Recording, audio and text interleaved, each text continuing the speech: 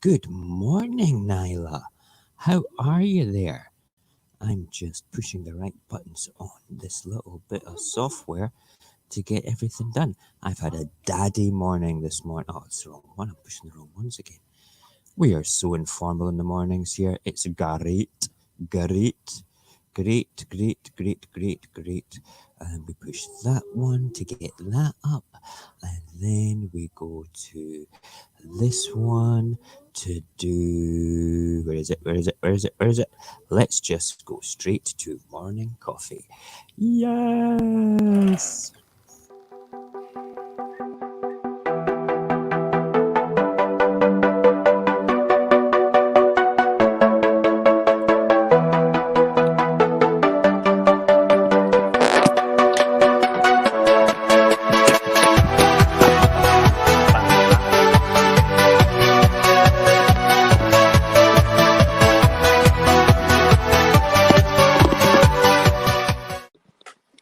Oh, yes. Hold on. Can I hear me? I can hear me. Can you hear me?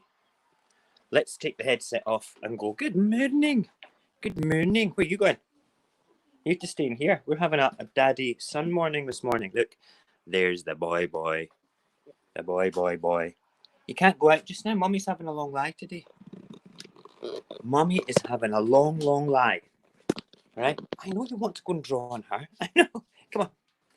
We are having an unusual morning this morning. My youngest got up at 7 o'clock. So, come on, watch cartoons. Come on, over this way. So, I said to my good lady wife, lady wife, I will look after the boy.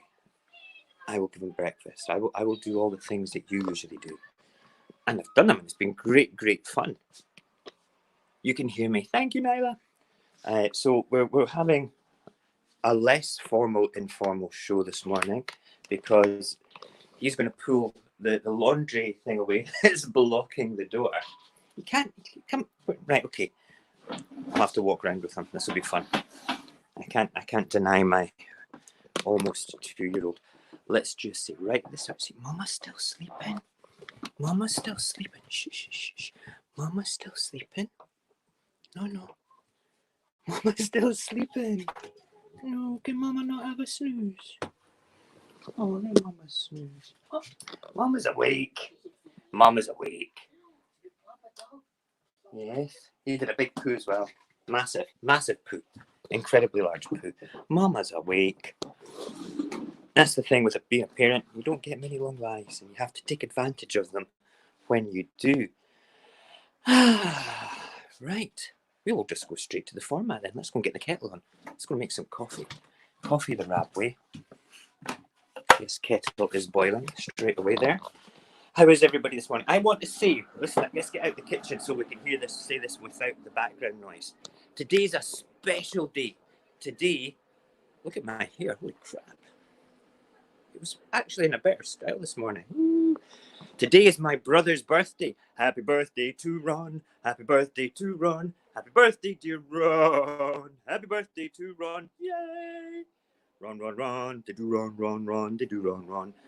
He is 102 years old today, or at least he feels like he's 102 years old today.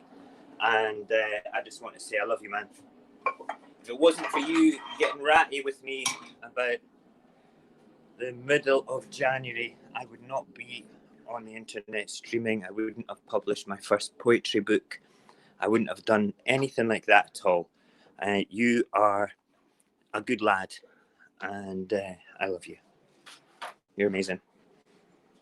Amazing. Right, who we got in the chit chat? We've got Nyla there. That's cool. Right, we have some stragglers that usually come in a little while. Nyla. I think Barry might be asleep. He says he was very tired last night, and he was going to stay up a bit later because if he went to bed early, he would have woken up early, like 1 or 2 in the morning. and then that would have not been good, to say the least. To say the least. Right, so porridge in the morning. Very important thing is the porridge. We get that on first, as we always do. Then we'll make a cup of coffee. We'll make it the RAB way. That is the porridge on. And what do we use to stir the porridge with? We stir with woody.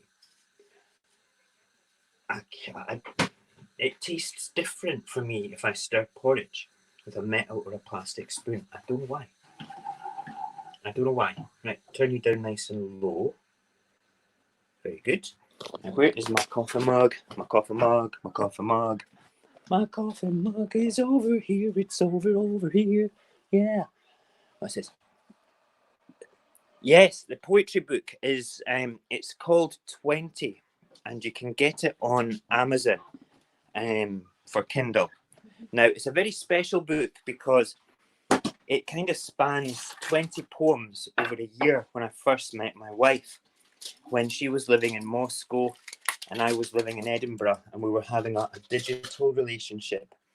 I write a lot of poetry now. I've written thousands of poems, and I'm slowly but surely putting together. In fact, it will be a week on Friday, this coming Friday, I'm going to publish book number 2, which I've not really got a name for. I've been writing poems about what's going on just now, inspired by the lockdown and things. It might just be called Lockdown, but I think there's too many people kind of jumping on that bandwagon just now.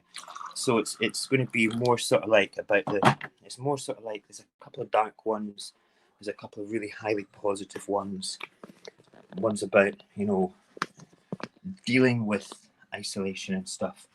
But the thing is, though, the special book that's published just now, when I wrote it all and formatted it for the Kindle, I didn't put it through Microsoft Word, I put it through OpenOffice, and I don't think Kindle formatting likes anything other than Microsoft products. And when I put that together, I put it through the Kindle software, and it was perfect on the software. But then I published it, and it's all formatted incorrectly, which is really, really frustrating. But I've kept it on. Morning, Jason. I've kept it on the way that it is because it's my first book. I thought it was kind of important to do it like that. I could have gone back and changed it, but I decided no, I'm not going to change it. I'm going to keep the poems the way that they are, with the formatting halfway down a page, because it's kind of like a milestone in my life, a very important milestone. And with that, it becomes more of a collector's thing. The very first book becomes kind of collectory, even though it's a digital book. And it's only $2.29 because I don't want to make money from it. I put it down at the lowest price possible. It's not a money-making thing for me. It's an escape to get over my fear of putting my feelings into the public realm. That's what it is. And you know something? Some of the poems you could actually just put straight into a Hallmark card. Some of the poems will be sort of like, wow, those are feelings. Okay, and some of them you'll laugh at.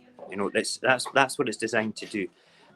So there's a little bit of blurb and quite a few spelling mistakes in it, which I found afterwards, which I'm leaving in as well, which is kind of important to me. But that, yeah, if you look up 20 by Murray Vicentin, that is my real name. I don't mind giving it because I'm an author, published author now, of course, yes. I don't mind giving that out. You'll go to Amazon, $2.29, I think that's that, or £2.29 or something. But it's down at its lowest possible price because, like, it's not about the money for me. It's about the emotional, breaking down the emotional barriers to put my feelings on paper in the public sphere. That's what was stopping me doing a lot of things. And I'm a lot happier now. What do you think of that big bit of paper for him on the floor? Isn't that good? Yeah, good. Right, let's have a look out the weather window because porridge is cooking nice. I got distracted talking about my poetry book with Nyla there. Let's have a quick look. Poetry is from the heart, mind and soul. Great. Mojax wears many hats. Many. I'm not wearing a hat today though. My hair's a bit of a mess. Look at that. What a haircut. My wife offered to cut my hair. Let's look out the weather window. No jingle for the weather window today because we don't have a jingle yet. Oh, let's sit on the ledge. Let's look east. Oh, the beast from the east. Look at the murky clouds up there. Murky, murky clouds. Murky. And we'll travel west. Still, it's a bit overcast today, isn't it? It's a bit overcast. What's the wind like? Let's look down. Oh, look. Shh, shh, shh, shh. Did you see that? It was a squirrel. It was a squidge. A squidgy. Right, so let's look at the wind bushes. Do we have any wind? Just a slight breeze. Nothing much going on that bush. And then the trees. Not much in the trees. The ground is definitely not damp.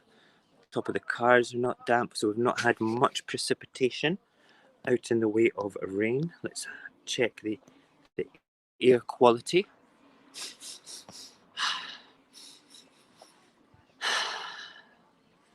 Air quality is good. Good morning. How are you? Surviving. I've not been past really the path of where the cars are since all this started. Been in the garden lots. It's been good. That's the way to do it though, isn't it? That's good. Are you keeping safe? Good morning. You're allowed out for a walk with the neighbour's dog. That's good. That's a good excuse. Maybe I should start doing that. Good. Brilliant. Speak to you later. I live in a neighbourhood full of very cool neighbours. Old people, young people, wild people, amazing people.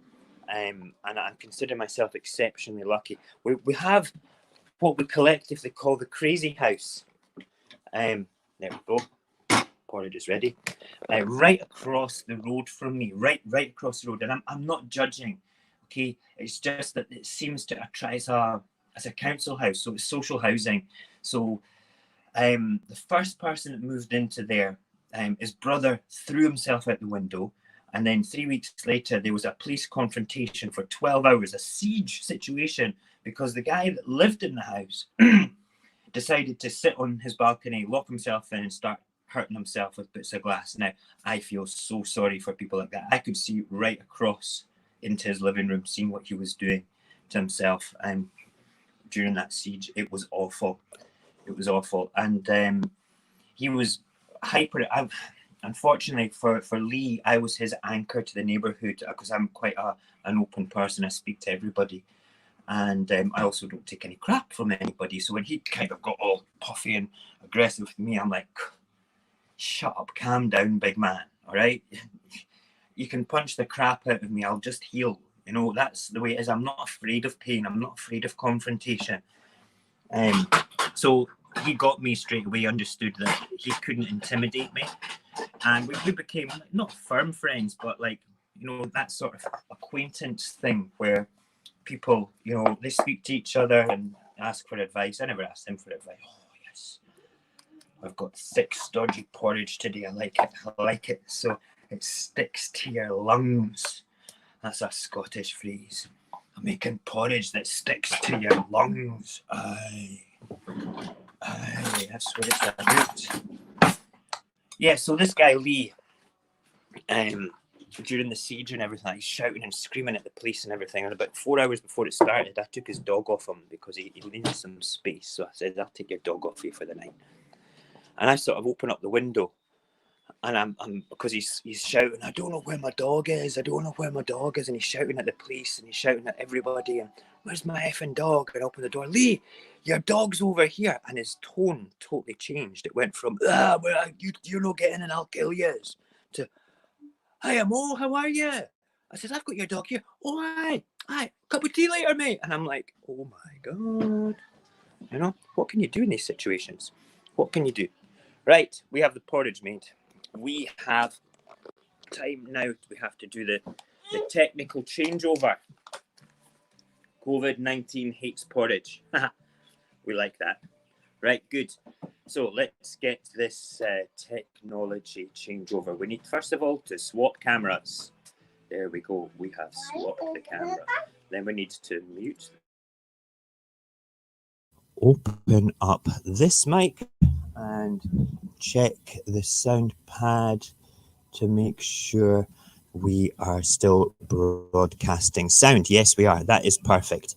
Then we will remove the old camera from the stream and switch them off on the phone so we get no echo. We did it! We are getting so slick at changing from one camera to the other, to the sit-down position with the morning microphone. Good morning, Mr. Roberto. I hope you're well, my brother. I hope it was great. Jason, how did you know that was a 14-hour standoff? Was it because I said that earlier on? It was lunacy that night. I mean, I had the police and the breach team up in my house saying, well, you were the last civilian in the house. Does he have any weapons? And I was like, no, he's got virtually nothing. Maybe a cricket bat, but that's it. But it was ended, the siege ended peacefully. He tried to set fire to his house. He tried to do everything. They had to switch the gas off to the whole block. They had like 5 police vans, an ambulance, a fire engine, the city engineers, everything. They blocked off the whole neighborhood. And like I had the equivalent of the SWAT commander in my house saying, right, talk me through what his house looks like. And I'm like, just like this one, mate. It's exactly the same as this, except less clutter. He had nothing in his house. Poorly. Right. Okie dokie. Let us have a look at the papers. I've already had a little peek at them. I am not going to get triggered like yesterday. I do have the potty mouth potty ready to stop me from using bad words in the morning. I like to not swear, but yesterday I kind of like lost the plot completely in the morning, which was good fun, I have to say. But later that night I had to do the calm Mojax on the evening show. I was very calm and speaking in a slow, melodic, calming tone because I didn't want to get triggered the same way as I did in the morning. But I've had a good night's sleep. I feel that my defenses are up now. I've looked at the papers in advance, so there's nothing that's going to surprise me this morning. I've had only one coffee apart from that one I made through there a minute ago, so I'm not caffeinated too much.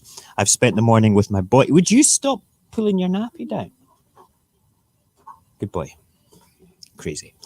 Right, let us bring up the papers, and then I've got a video to show you, which is going to lead into tonight's show, about something that I want to talk about later tonight. And also, if we've got time, 11 before and afters to do with the environment and the lockdown. It's some amazing pictures from throughout the world. So first of all, we will do the papers, though. The papers are the important thing. Let's just get them up. Is it the Daily Star we want to do first? No, it's not. It's not.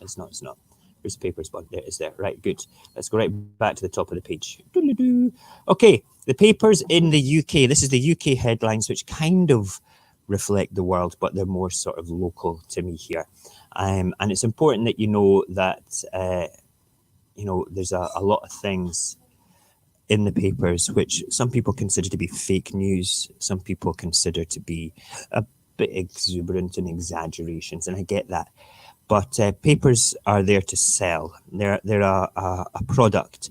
So sensation and sensationalization of sensationalizations is what sells the papers. They first discovered that, would you believe, in the days of Jack the Ripper. Newspapers before then were sort of like mundane. Then all of a sudden, Jack the Ripper in Victorian London was around, and they found that their papers sold like 500% more when they put crazy headlines in. So that's why papers kind of do what they do, because they're selling crap. Oh, but I said a bad word. Okay, Daily Telegraph. Social disruption will last for a year. Yeah, we get that. We learned this last night in the news things. I personally think that it's not a bad thing. It's going to upset many people. I get that.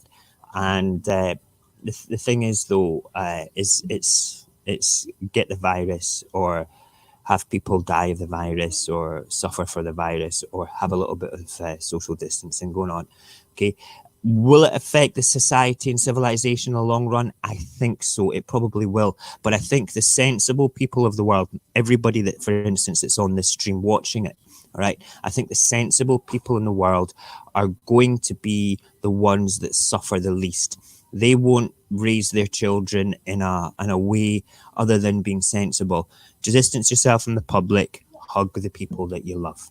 You know, I think that is the most important thing that we need to remember.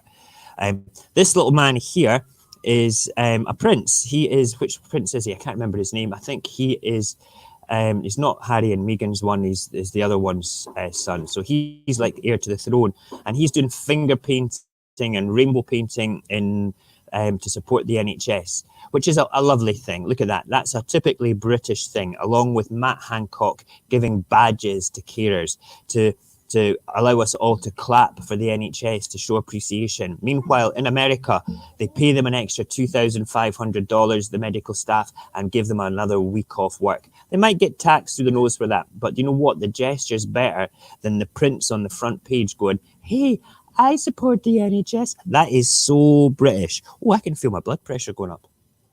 I can feel getting triggered about that. It's because I'm very close to it. I've got some friends in that part of the world doing in that profession, doing that thing. The UK has been told to prepare for another year of disruptive social distancing by the Chief Medical Officer. The Daily Telegraph reports. Professor Chris Whitty, Chris, he's a funny man, told the Daily Coronavirus Briefing the lockdown would not come to a quick end. Ministers, he said, would have to consider trade-offs to avoid a second wave of infections. That's the problem. The problem that we have here is if we get rid of social distancing too quickly, we will get a second wave. And that's what will be more devastating for people like me who are isolating indoors. All right, I am kind of isolating within my property, not really venturing further than the end of the path. All right, this is important to understand. Just now, the National Health Service in the UK is just coping. We don't have overwhelming amounts. Well, we do, but we don't, if you know what I mean. It's not like we've got people piling up in the corridors or anything. Okay, that's the way to look at it. If we have a second wave, then that's probably what will happen, which means people like me with deficient immune systems would suffer more greatly because we might not be in a position where we can get treatment, and they might go the way of Spain saying, we can't save him, give it to somebody, give the ventilator to somebody that we can save. One of the reasons why I'm staying away from it all. Oh, what is it, baby boy? You don't want this show on? Back in a second, hold on. Is it, oh, does it not? Isn't it like the Doctor one? Yeah, he seems to do that with the Russian Doctor cartoon all the time. Maybe it's the lion. The lion is the Doctor in that cartoon. Right, so that's why, you know, we need to have the social distancing for a bit longer. I think it's important. Right, so the I, Britain hits peak of virus infections. Now, I don't know whether this is true or not. It seems to, the numbers seem to be conflicting, and I'm going to go and have a look at the numbers this afternoon, and we'll talk about that tonight, simply because I don't want to dwell on it, to be perfectly honest, just now.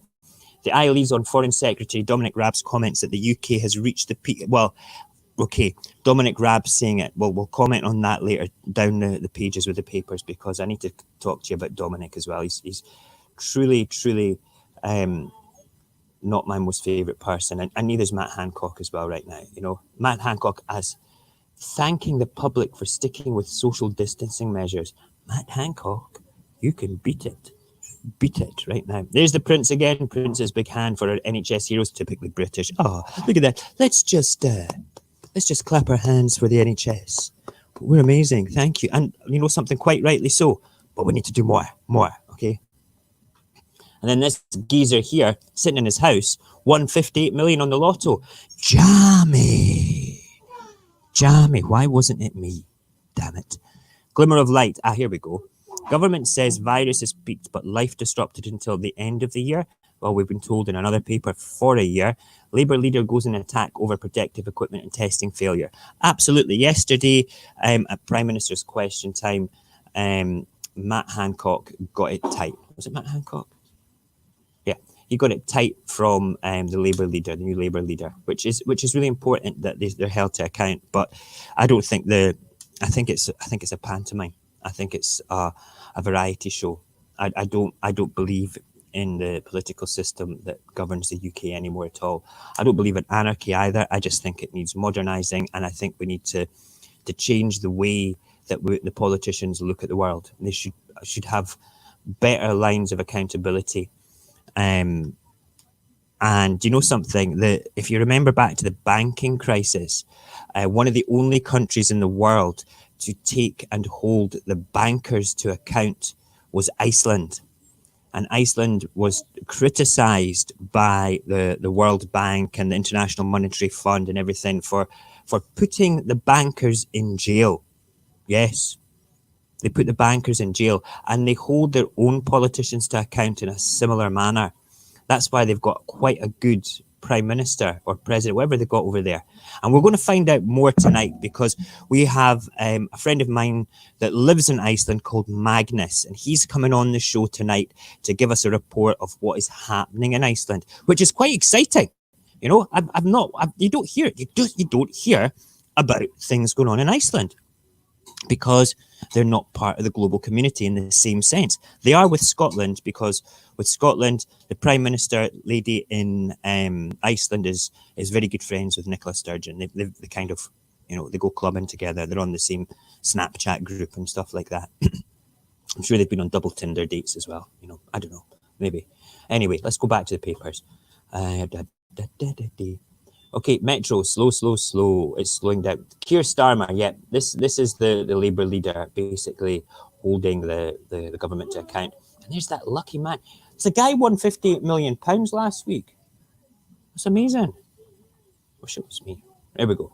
Sir Keir's criticism of the government's slow response to the pandemic makes the lead for the Metro.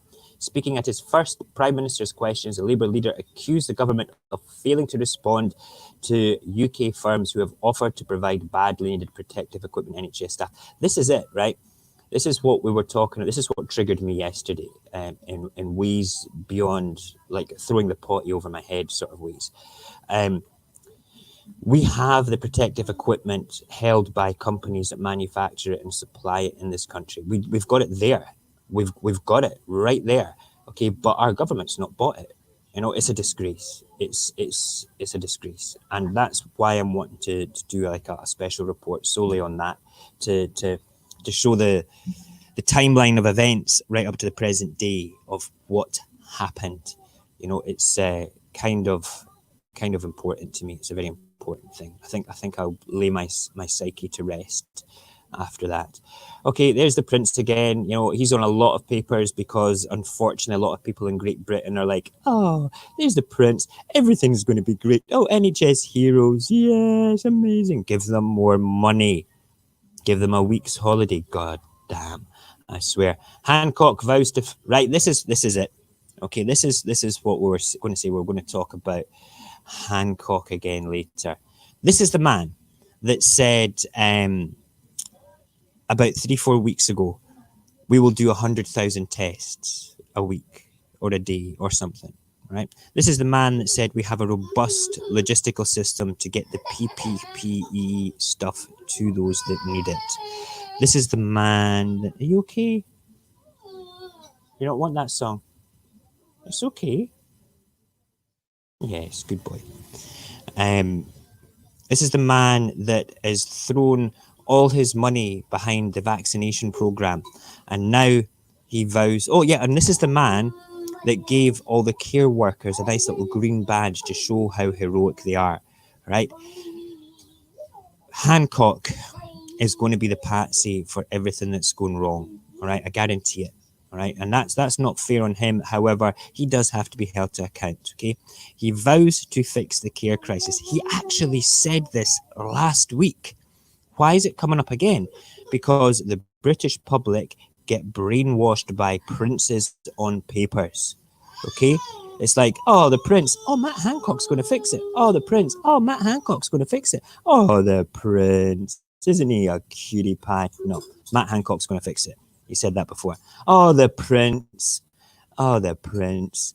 Heart attack victim waits for 2 hours for ambulance. Oh, the prince. Princey Wincy. Look at his little rainbow hands. Aren't they cute? Oh, somebody waited 2 hours for an ambulance.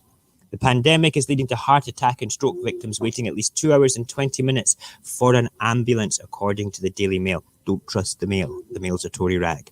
The paper says emergency response lines are their worst on record as paramedics face a surge in demand at a time when many are off sick.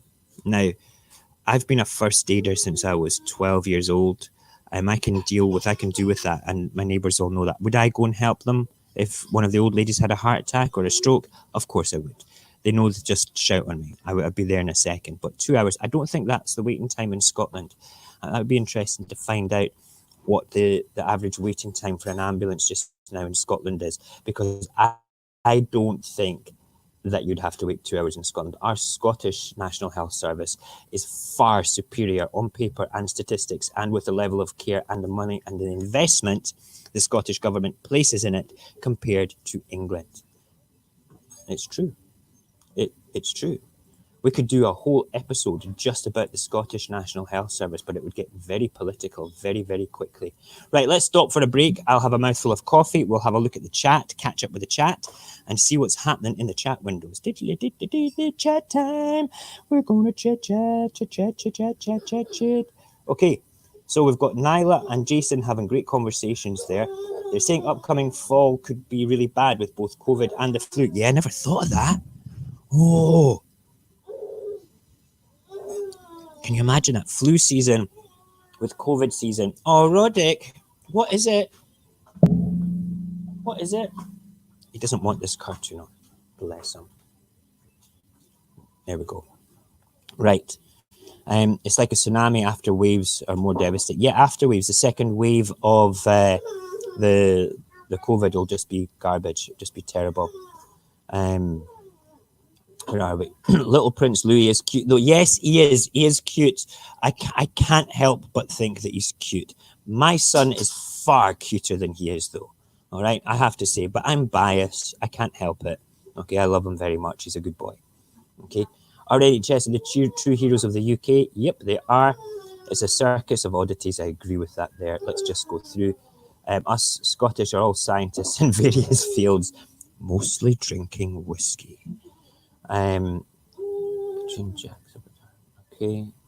Okay. Government will be judged by the pound, by the pond. The pound or the pond, Jason? Cool. Morning, Barry. Glad that you could join us, my friend. Are you just out of your bed? Probably you were having a bit of a late one last night. Very good, very good. Back to the papers after we've caught up there on the chit chat, because I want to show you some amazing pictures, and then I want to show you a bit about the economy and how money's made if you did not realize how it's made, right? Okay. Who's that? What's this? Oh, yes, this is revealed the scale of coronavirus is deadly toll. The Guardian reports that the government has been urged to take rapid action after new research by the paper showed ethnic minorities in England were dying in disproportionately high numbers from the virus compared to white people. Now that is interesting. Is this a eugenics virus? That's something I never thought of. You know, that's the first thing that comes to my head because my brain's kind of tuned in to sort of like stepping sideways and asking questions. The paper says the findings confirm suspicions raised by local reports, hospital admission rates, and evidence from other countries that minority groups face the greatest risk. Maybe it's the Illuminati deciding that, wait now, we need to have the white race is disproportionately getting outbred by the other races, we need to bring them in to check. No, I don't think so, but that's a bit weird. You know? I'm going to see if there's any other reports about that. That's something, yeah. I think I need to look more closely at that. We will leave that just now, and we will look closely at that over the next couple of days. In fact, oh, there's that cute little prince again. Oh, look. Non-white people are dying. Cute prince. Non-white people are dying. Cute prince. Wear a mask. Yes, this is what the new official advice is. Wear a mask when you're out and about. Okay, so I've got a mask. Where's my mask? Hold on.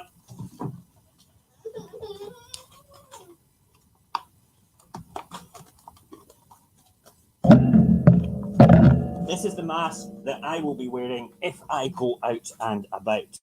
It's just to scare people away from me.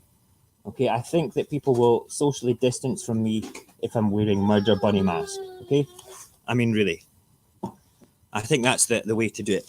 That or my Batman mask and look like a vigilante. One way or another, you know, I'll be wearing a mask. But I won't be venturing past my garden path, so I don't really need to wear a mask, which is the way to do it. Wear a mask. Cool. Right. Moving on. Financial Times. Poorer nations in peril from likely 100 billion slump in remittance flows. I have no idea what that means, but remittance flows. A vital source of financing for developing countries is to plummet this year as a result of the pandemic, reports Financial Times. The paper says remittance flows from around the world will fall by more than 100 billion this year. Wow. Okay. And here we go. In the Daily Star, they're talking about how the rise in naturists is incredible. And finally, the Daily Star reports an unexpected beneficiary of the pandemic. Naturist groups. Memberships have soared during the crisis. Why? I've got no problems with people going around naked. That's fine by me. That's a perfectly natural state. But weird that, you know, the clubs are growing. Maybe people are bored. There we go. That's the papers. The papers are done. They're dusted and done and dusted, which is not a bad thing. We like the papers. And I managed to get through it without being triggered. Amazing. But we do have a couple of things that we want to look at, which is the disproportional amount of people dying that are on ethnic groups, and also the timeline from Matt Hancock and stuff, etc., which we will have a closer look at over the next couple of days. Right. The last two things I want to look at for today is, let me bring up the next screen. Share screen. This is amazing pictures of before.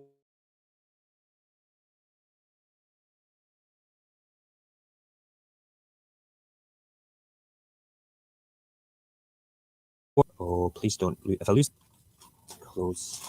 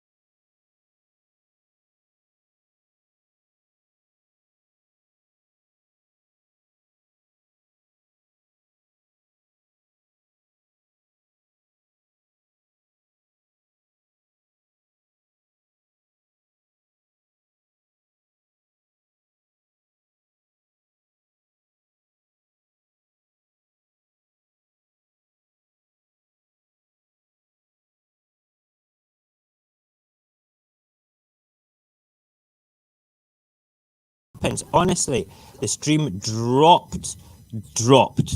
Okay, that was just because I was putting a YouTube video on there. I apologize.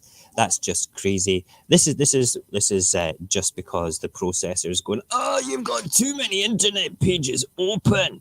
What are you doing to me? Right, okay, let's see if we can share. If the stream drops again, I apologize. I'll come right back to it. I can't go into podcast mode. and show you beautiful pictures at the same time. So yes, it's working now. It's looking good. It's looking good. Have we dropped the stream? No, we've not. Have we not? No, we've not. We've not. I don't want to. There we go. Yes, we're back. Woo, woo, woo. Let's have some coffee. It's also like it's very stressful when that happens. I did have a bit of potty mouth when it dropped there, but it was off camera, so it doesn't count. There we go.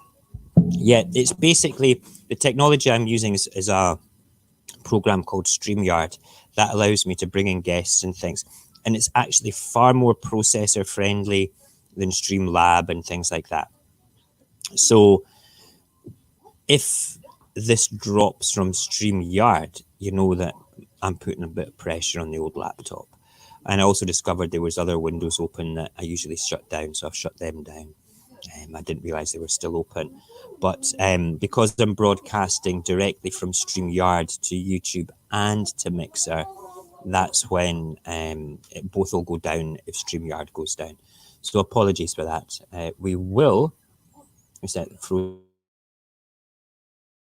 He ain't the hamsters in the cage to make it. No, I have a steam-powered laptop, Jason, and I ran out of coal. So I've been putting bits of wood in the back. It doesn't work as well. The coal burns longer and hotter, which is what I need. Right, let's look at these beautiful pictures from around the world. This is 11 before and after comparison. Some of them, I have to say, don't do much for me, but there's some incredible pictures. This is to do with air quality. So what we have is the Indian Gate War Memorial, New Delhi. Check this out. That is terrible. Smog central. Look at it now. Wow. No cars. Cars and people, no cars. Cars and people, no cars. It's amazing. Los Angeles, California. That when I first heard of the word smog, it wasn't after reading The Hobbit or anything like that.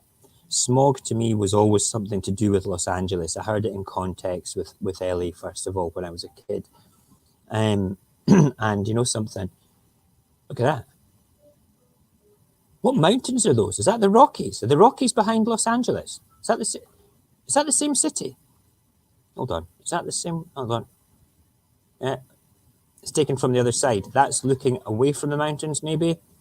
See, that to me then, that could be, because that looks like a mirror image. See, look, see, you've got the step part there, and there, that could be that's the step part there. Is it the same? I don't know. But anyway, it's a beautiful picture. And if that's what Los Angeles looked like with smog, and that's what it looks like now without smog, great stuff. Amazing. New Delhi, India again. Look at the beautiful blue skies. I mean, you could Photoshop this for sensationalism. I like to think that this is real. I like to, think that it's real, okay? Which is important. Milan, Italy. Yeah, look at that. I believe that. Italy have, they've had a hardcore lockdown. Let's just have a look at that again. Is that the Alps? Yeah. That's beautiful. The Venice lagoons. This is all the silt coming in and stuff, and the pollution on the top of it. Look at it now. Isn't that amazing? We did a video last night showing the water quality in Venice. It was a 2.5 minute video. It was a beautiful thing. It was incredible to look at the difference in Venice. Venice is a smelly place in the summer. I don't think it's going to be that smelly just now. Here we go, Jakarta. This is one of the pictures I didn't think had changed that much. It looks like it's going to rain there. Doesn't look smoggy as much. It looks like the rain's just passed. So I didn't think that was a truly great representation of it all. The Grand Canal in Venice, though, this is a good one. Watch this. Wow. Wow. Wow. Of course, that could be dusk, okay? And that could be like midday, It could all be sort of like just comparisons of different times and stuff. But like I say, I like to think that perhaps maybe that it's a positive thing. I really do. I like to look for the best in things. I'm an optimist. I'm a glass is always full kind of guy. Right? It's your choice if you want to drink the glass and just fill it back up again. That's what I'm all about. Okay, and that's why I'm called Mojax Happy. The happy's a reason. It's there for a reason. Friggin' happy. If you don't like it, beat it. All right? Okay. I'm only joking. Okay, let's move on. And that's the wrong window. The Yamuna River, New Delhi. I couldn't decide. Is that ice or is that foam? I think it's ice. Okay, so in the summer there's no ice. In the winter there's ice. Whoa. When government spends more than it collects in taxes and needs money, it does not print its own money. That's the video we're coming on to afterwards. I clicked on the wrong window. There we go. We don't want you speaking just now. Right, and Jakarta, Indonesia again is another one. I don't think this doesn't look that different. This looks like slightly out of focus, maybe through a different filter and everything. But electricity pylons in New Delhi, that could be a filter as well, you know. Since the lockdown, we have far less birds in the air. Lockdown. Before lockdown, we were polluted by seagulls. They've all gone back to the coast now. We just have a blackbird. Yes. And the last one is Islamabad, Pakistan. This is great. We have been polluted by tourists. There's too many tourists everywhere. Now we have none. Tourists, no tourists. Look at the sky. It's just the same in both pictures virtually, except we have no tourists. Brilliant. Gotta love it. You gotta love it. Yeah. So apologies for basically playing the video a bit early. Yeah, I like to think that, you know, I know that the Scottish air quality has gotten better around by about 90% since the lockdown, which is a wonderful thing. And I was saying last night, and I said about 4 weeks ago to Cocknack in the green room one night, wouldn't it be amazing if our living organism of planet Earth, because I believe that it's a breathing entity in ways that we can't comprehend. We're just kind of like microbes on it that think that we're better than everybody else. Okay. I feel that perhaps maybe it was trying to shrug off this cloud of poison and this abuse that we have given the planet for countless years by this virus, forcing it doesn't want to kill us because it doesn't want to wipe us out as a race, because it kind of likes us a bit. We kind of prune its hair and keep it nice, and we've got the potential of really looking after the planet and really looking after ourselves if we just took those steps, you know. So the way that I look at it is that it's maybe the planet's just trying to sort of push us to the side and giving itself a bit of breathing space to heal. Okay, and then we need to look at that objectively and think we need to change our ways. That would be the positive thing to do. And one of those changing ways is something that's got really nothing to do with the planet, but it affects the planet, and that is our economy. And we have to be aware that our economy is based on boom and bust. It's based on the chains of financial slavery. And unfortunately, it is also sitting right at the top of the chain, right at the top of the food chain, the alpha predators within the human race, the crazy elite. I'm not just talking about the normal elite, the crazy elite that like to, they don't care about their wealth anymore. They just care about control and power, you know, pitting different political and religious groups against each other. If they just realized, you know, if we just realized that the power stands in the mass of people rather than the conditioning and slavery of financial debt, okay, we would have a better planet. And this is what the video is about. It's kind of step one to making people understand how our economy is designed to keep us in virtual chains. It is just a thought process, and it's about kind of like, it's only about a minute and a half long, and it's kind of in brief how money is created, how debt is created. It's called fractional reserve banking. Okay, if you don't know what that is, this might make you ask a few more questions. If you do understand what it is, you might think that this is the only way that we can run our economy. That's nonsense, okay? And I will quite happily stand up and discuss anything with anybody saying that this is the only way, because I'll just say why, and that's it. Why is it the only way? Can you not think of another way? Because there has to be other ways. We accept this particular method because it suits the powers that be. Okay, right, let me link up this video. If we, excuse me, hold on. If we lose the stream again, please stay and I will come right back. And let me just go to stop the screen and then start the screen. I can't wait for technology upgrade, because when tech upgrade comes, I can have these all queued up individually on a big list and just click them one by one, which is the way to do it. Just waiting for the screen to say okay, share. I've clicked it. Right, good. Right, good. Right, we're almost there.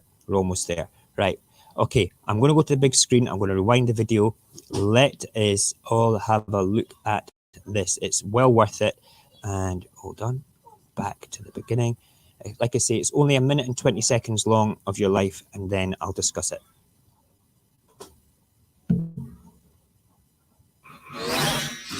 When government spends more than it collects in taxes and needs money, it does not print its own money, but borrows from the Federal Reserve in exchange for U.S. bonds, which the Fed provides at interest. When people and corporations want money, they go to banks as well. The system is rigged. If a bank buys a $100 bond, the bank gets to lend out 10 times that amount, or $1,000. They created the extra funds from nothing. No money, gold, or anything to back it up. The bank also gets back the loans with interest for all the money lent. Money is created this way from the simple signature of a borrower with the promise to pay it back. And to make matters worse, very often people are paying the amount back many times over due to the interest. This is the process by which individuals, companies, and governments acquire money. It is respectably referred to as fractional reserve lending and is used globally by most other banking systems, keeping people and entire nations in perpetual debt. Okay, right. Let's just start by saying one little thing. We've got 9 minutes left of this morning, and I'm going to spend the last sort of like about 5 of them talking about this, right? This debt equals slavery. That's what you have to understand. Back in the days of galleons with people pulling oars, we were actually chained slaves. Now we have virtual chains in the way of finances. Can you just right now, happily go away to the other side of the world? No, you can't, because of the virus. But let's say there was no virus. If you wanted to just get in on a plane and go somewhere, some people could, but then could you do that every single day? Could you make that choice to do it, or would you have to plan it? That's not freedom, okay? That's not freedom, all right? We need to have the ability to do, that's just an extreme view from it. But we need to have the ability to understand that debt is slavery. If, look at it from this point of view, you've got $100, just keep it in the numbers nice and easy. $100 or £100 comes from the central bank. That goes into mainstream high street banks. They lend out 10 times that amount, which is 1,000. Okay, so we only have $100 or £100 physically in the bank, okay, as real money, but the ones and zeros in a computer program give that 10 times the amount. So we now have 10 times the amount in circulation, all right? And then that gets lent out and people have to pay back more. So where does that extra money come from that needs more?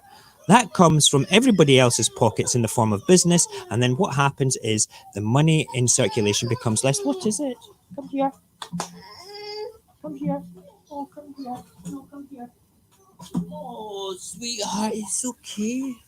It's okay, just a cuddle. There you are. Oh, so. He's a good boy. He's a daddy cuddle. Oh, it's okay. Yeah. It's a microphone. Yes. Push it away. Okay, it's away. There we go. Oh. Would you like to play with this? Where's the bottle? No? Oh, sweetie. Oh. Right. We're going to talk about this later because he needs daddy time. All right. Listen, you guys have been great. We will talk more about fractional reserve banking, and I will come back at a later time. Okay. I might do a wee stream on Instagram to talk about this later on. But in the meantime, I'm going to go because the son basically needs me. Okay. You guys have been great. Thank you for your time. And we will see you tonight at 10 o'clock for the Late at Night show. Take it easy.